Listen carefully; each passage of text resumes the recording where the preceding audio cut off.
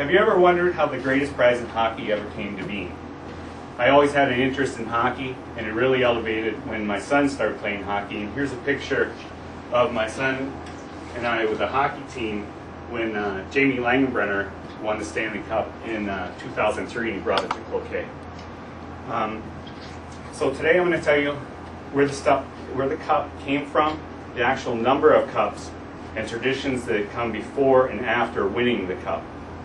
So we'll look at the origin here first, and we'll start with Lord Stanley, the governor of Canada in 1892, and here's a picture of him.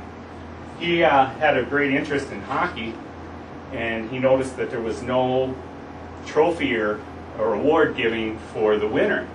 So he came up and made the Challenge Cup, so there was a prize to be won.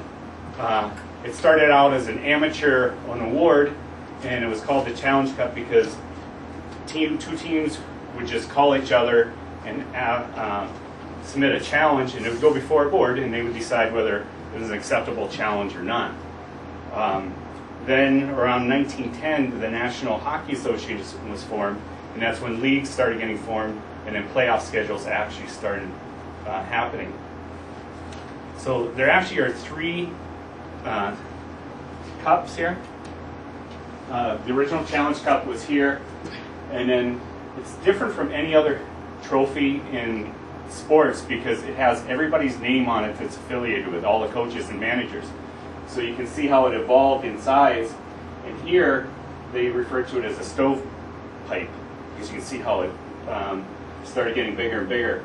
And this is the version of it today. So what happens is it's getting too big. So what they'll do now, there's these 5 rings here, and once that gets filled up, that gets taken off and put in the museum. So it stays the same size all the time now. So the Challenge Cup was really from 1893 to 1970. Well, with handing out the trophy during the playoffs, it was getting marked up, and plus it was getting big in size. So around 1963, they made a presentation cup, and that's the one you see them handing off in the playoffs. And then there's a replica cup. In 1993, they started a replica cup. So when the actual cup is removed from the Hockey Hall of Fame, this is in its place so that you can still view it, because the Stanley Cup is pretty much on tour about 250 days a year. The specs of the Challenge Cup, it's made of silver. It's about 7 1/4 inches by 11 1/2 inches. So this one is the original one. And when Lord Stanley bought it, it was $48.67, which would equal $1,259 today. It's about 6 1/2 pounds, and then it's referred to as stovepipe eventually because of the add-ons there. The presentation cup is this one here then, and it has the Challenge Cup on the top. And then it's made of silver and nickel. It's about 35 1/4 inches by about 17 1/4 inches wide.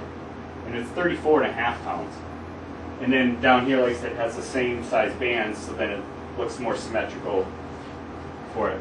And then there's the replica cup, which is exactly the same, but it doesn't have the spelling errors that the original cup has, and it doesn't have the Hockey Hall of Fame seal on the bottom. So if you ever see them hoisting it, you can look at the bottom and see if it has that or not.